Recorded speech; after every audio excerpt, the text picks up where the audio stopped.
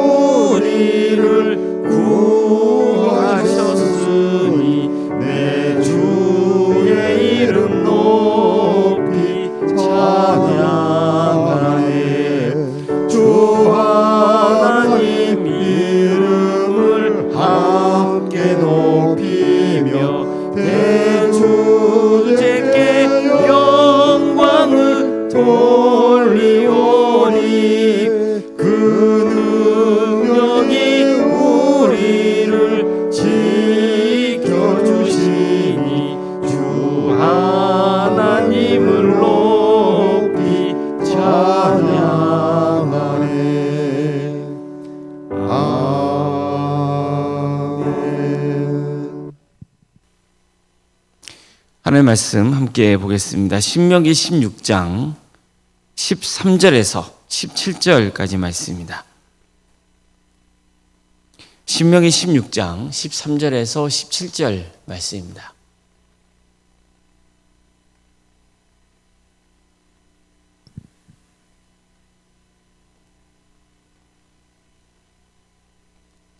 신명기 16장 13절에서 17절까지 말씀을 교독하시겠습니다. 너희 타작마당과 포도주 틀의 소출을 거두어 들인 후에 이래 동안 초막절을 지킬 것이요. 절기를 지킬 때에는 너와 내 자녀와 노비와 내 성중에 거지하는 레인과 객과 고아와 과부가 함께 즐거워하되 내 하나님 여호와께서 택하신 곳에서 너는 이래 동안 내 하나님 여호와 앞에서 절기를 지키고 내 하나님 여호와께서 내 모든 소출과 내 손으로 행한 모든 일에 복을 주실 것이니 너는 온전히 즐거워할지니라. 너희 가운데 모든 남자는 1년에 3번 곧 무교절과 칠칠절과 초막절에 내 하나님 여호와께서 택하신 곳에서 여호와를 배웁되 빈손으로 여호와를 배웁지 말고 각 사람이 내 하나님 여호와께서 주신 복을 따라 그 힘대로 드릴지니라. 아멘. 오늘도 새벽기를 드리며 하나님의 은혜를 간구하는 모든 성도님들의 삶의 자리마다 또 하나님께서 친히 세우시고 다스리시는 광주 동암교회 위에 하나님의 은혜와 평강이 늘 충만하기를 주의 이름으로 축원합니다. 이스라엘의 3대 절기하면 유월절, 칠칠절, 초막절입니다.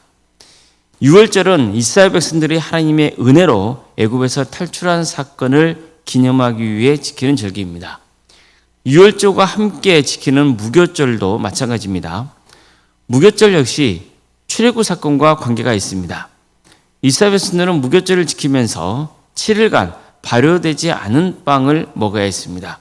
이것은 이스라엘 백성들이 급히 애굽 땅을 빠져나온 것을 기념하기 위한 것입니다.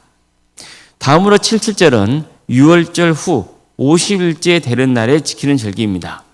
77절은 곡식을 수확하는 것에 감사하는 절기입니다. 그 종교적인 의미로는 시내산에서 하나님의 율법을 이스라엘 백성들에게 주신 것을 기념하는 날이기도 합니다. 그래서 유대교에서는 77절을 율법의 탄생일로 여기기도 해요. 어쨌든 핵심은 77절도 하나님이 베푸신 은혜에 감사하는 절기입니다. 자, 그럼 초막절은 뭘까요? 초막절은 수장제라고도 부릅니다. 수장이라는 말은 거두어서 저장한다는 뜻입니다. 너희 타작마당과 포도주 틀의 소출을 거두어 들인 후에 이래 동안 초막절을 지킬 것이요. 자, 이처럼 초막절은 모든 곡식과 또 포도 수확 등을 마친 다음에 농작물을 창고에 저장할 때 지켰던 절기였습니다. 그래서 이 절기 역시 유월절, 칠칠절과 마찬가지로 하나님께 감사와 영광을 올려드리는 절기입니다. 즉 내 힘으로 수확한 게 아니고 하나님이 모든 것을 베풀어 주셨다는 것을 고백하는 절기인 겁니다. 뿐만 아니라 초막절은 이스라엘 백성들이 광야 생활을 할 때 임시 거처였던 초막에서 지냈던 것을 기념하는 절기이기도 합니다. 따라서 초막절을 지키는 것은 이스라엘 백성들이 40년간 겪은 광야 생활을 잊지 않기 위해서인 겁니다. 하나님께서 이스라엘 백성들을 친히 인도해 주시고 보호해 주신 은혜를 기억하는 절기가 바로 초막절이었던 겁니다. 그래서 지금도 유대인들 중에는 초막절이 되면 집 베란다랄지 공터 같은 데다가 초막을 짓고 7일 동안 거주하며 초막절을 지킵니다. 이처럼 초막절은 하나님께서 은혜를 베풀어 주셔서 수확의 결실을 얻게 해준 것에 감사하고 또 역사적으로는 40년간 이스라엘 백성들이 광야 생활을 할 때 하나님이 보호해 주시고 인도해 주신 은혜에 감사하는 절기였던 겁니다. 모세는 초막절이 되면 너와 내 자녀와 노비와 내 성중에 거하는 레인과 객과 고아와 과부와 함께 즐거워하라고 했습니다. 즉 하나님이 베푸신 은혜를 혼자 간직하지 말고 서로 나누라는 뜻입니다. 억지로가 아니라 자원하는 마음으로 기쁘게 나누라는 거죠. 이처럼 하나님께서 베푸신 은혜가 자연스럽게 이웃에게로 흘러가도록 해야 한다고 말씀합니다. 이것은 77절을 지키라고 명할 때도 똑같이 강조한 것이기도 합니다. 이처럼 성경은요, 늘 하나님 베푸신 은혜가 세상으로 자연스럽게 흘러가기를 기대합니다. 하나님이 먼저 은혜를 베풀어 주십니다. 그러면 그 은혜를 받게 되죠. 얼마나 좋은 일입니까? 그렇다면 그 은혜를 받은 사람은 어떻게 하는 거예요? 그것으로 하나님께 감사 영광을 올려드리고 그 받은 은혜를 세상으로 흘러보내야 되는 겁니다. 그러면 또 하나님께서 축복을 부어주십니다. 이처럼 하나님 베푸신 축복의 선수단이 계속해서 이어지기를 기대하고 계시는 겁니다. 특히 모세는요, 초막절을 전한 다음에 이미 앞에서 전했던 유월절 및 무교절 또 칠칠절과 함께 초막절을 언급하면서 하나님을 배울 때는 빈손으로 배웁지 말고 각 사람이 내 하나님 여호와께서 주신 복을 따라 그 힘대로 드리라고 명령하고 있습니다. 그러니까 한마디로 빈손으로 주님을 뵈러 가서는 안 된다는 거예요. 저마다 하나님으로부터 받은 복에 따라서 그 힘대로 예물을 가지고 하나님께 나아가야 한다고 했습니다. 이처럼 하나님이 베푸신 은혜에 감사하는 사람은 반드시 하나님께 받은 은혜와 비례해서 하나님께 바쳐야 한다고 했습니다. 그러니까 말로만 감사와 영광을 올려드리지 말라는 거예요. 우리가 명절을 맞을 때 부모님을 뵈러 가면 어떻습니까? 어떻게든 손에 뭔가를 들고 가려 하잖아요. 빈손으로 가지 않습니다. 생활 형편에 따라서 다를 수밖에 없지만 어쨌든 뭐라도 사서 가려고 하잖아요. 비록 많지 않아도 형편에 따라서 용돈도 좀 챙겨드리잖아요. 하나님께 나아가는 것도 마찬가지예요. 하나님은 헌금 액수를 보시는 분이 아니에요. 헌금을 드리는 사람의 마음 중심을 보십니다. 하나님께 많이 받은 사람이 인색하게 드리면 그 마음은 하나님을 사랑하고 경외하지 않는 겁니다. 그냥 마지못해서 억지로 드리는 것과 같은 거예요. 그렇다면 하나님은 이를 기뻐하지 않으십니다. 가난해서 헌금 액수를 적게 드리더라도 최선을 다해 드려고 하면 하나님은 그 마음 중심을 보시고 그 예물을 기쁘게 받으십니다.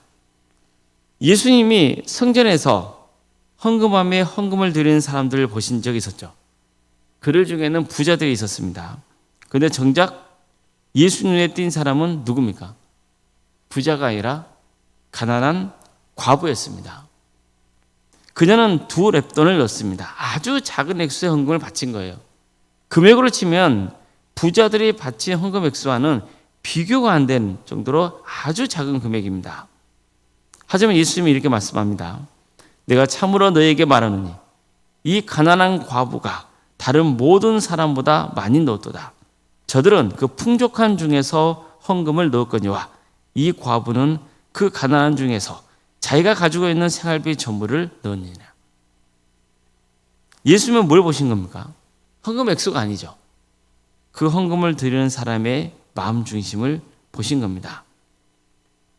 헌금에 대해서 우리가 말씀을 나눌 때 꼭 기억해야 될 귀한 말씀인 거예요. 예수님이 우리에게 주신 이 말씀은 결국 무엇을 강조하고 있는 겁니까? 마음의 중심이에요. 성도 여러분, 하나님께 드린 것이 있다면 그것은 축복이죠.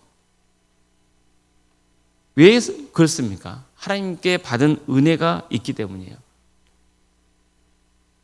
그래서 내가 하나님께 영광을 올려드리고 헌금을 드리는 것은 기쁜 일인 거예요. 형편이 어려울 때는 어려운 대로 하나님께 드리면 돼요. 형편이 또 나아지면 나아진 만큼 하나님께 더 드리면 돼요. 다시 강조하지만 하나님은 헌금을 드리는 그 사람의 무엇을 보십니까? 마음 중심을 보시는 거예요. 따라서 오늘 본문에서 전하고 있는 말씀, 여호와를 배웁되 빈손으로 여호와를 배웁지 말고 각 사람이 네 하나님 여호와께서 주신 복을 따라 그 힘대로 드릴지니라. 이 말씀을 늘 마음에 새겨야 됩니다. 많이 받았으면 많이 드려야 되는 거예요. 근데 사람은요, 그렇지 못해요. 예를 들어봐요. 내가 한 달에 10만 원을 벌었다 쳐요. 그러면 10,000원 11조 드릴 수 있어요. 그런데 한 달에 1,000만 원 벌었다 생각해 봐요. 그러면 11조가 얼마죠? 100만 원이잖아요. 10만 원일 때 10,000원 드리는 것과 1,000만 원일 때 100만 원 드리는 마음이 어떨까요? 쉽지 않습니다. 극단적으로 말해서 한 달에 1억 벌어봐요. 그러면 11조가 얼마입니까? 1,000만 원이에요. 1,000만 원에 11조 드리는 거 쉬울까요? 어려운 거예요. 근데 참 사람은 그런 점에서 간사해요. 왜 그럴까요? 많이 하나님께 은혜를 받았잖아요. 그렇다면 거기에 비례해서 하나님께 많이 드리는 게 맞잖아요. 그런데 오히려 많이 받았는데 그걸 아까워해요. 그게 사람의 이기적인 모습이에요. 그런데 늘 하나님께서 뭘 보신다고요? 우리의 마음 중심을 보신다는 거예요. 하나님께 많이 받았으면 받은 만큼 어떻게 하라는 거예요? 바치라는 거예요. 내가 적게 받았는데 또 과하게 드리면 돼야 안 돼요? 그것도 아닌 거예요. 다른 사람의 눈치가 보여가지고 그랬을 필요가 없어요. 오직 우리는 누구만 보시면 되는 거예요? 하나님만 보시면 되는 거예요. 그래서 많이 받았으면 많이 드리면 돼요. 또 적게 받았으면 거기에 맞게 드리면 돼요. 늘 하나님이 베푸신 은혜에 감사하는 게 중요한 거예요. 또 하나님이 도와주시고 지켜주신 것을 늘 기억하는 게 중요한 거예요. 하나님 앞에 빈손으로 나가지 말고 주님께 받은 축복에 비례하여서 힘 닿는 대로 드리는 성도님들이 되시기를 주님의 이름으로 축원합니다. 기도하시겠습니다.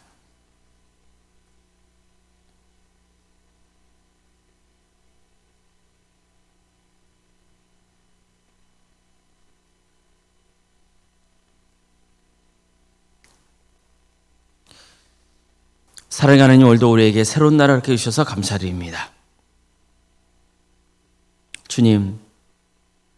주님께서는 우리에게 은혜를 베풀어 주십니다.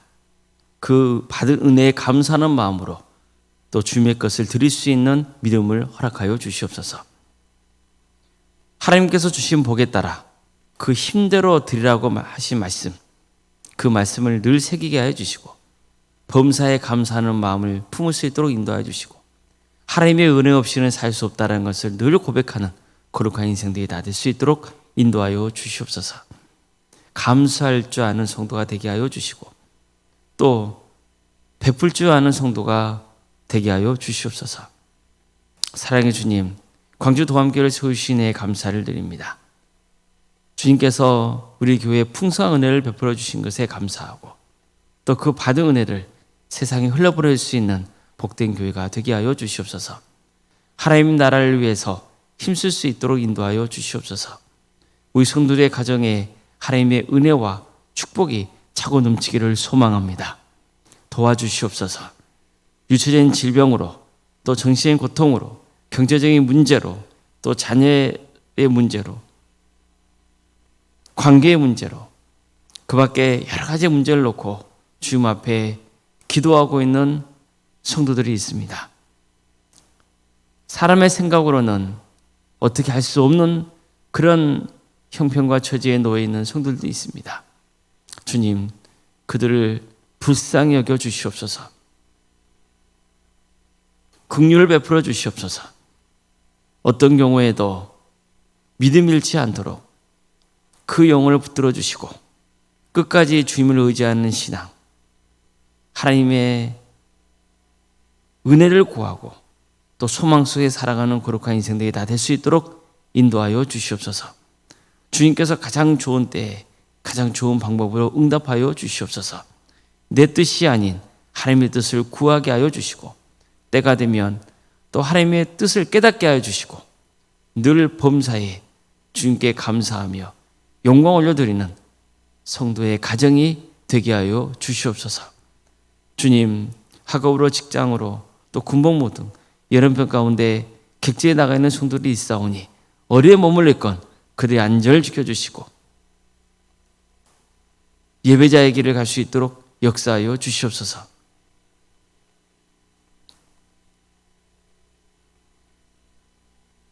하나님의 은혜를 늘 사모하는 마음으로 살아가고자 애쓰고 있는 성도들, 그들의 눈물의 간구를 들어주시고 응답하여 주시옵소서.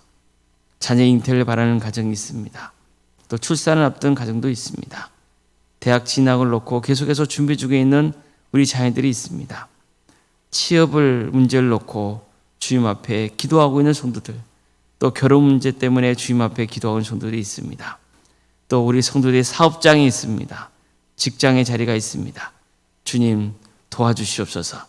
주님께서 친히 함께하여 주시옵소서.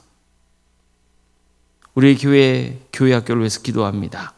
유치부, 아동부, 중고등부, 청년부 가까이 부서마다 주께서 함께하여 주시고 주님께서 친히 역사하여 주셔서 그들에게 믿음을 주시고 예수 그리스도를 인격적으로 만나는 역사가 있게 하여 주셔서 그들을 통하여서 하나님 나라 확장되는 은혜가 있게 하여 주시옵소서.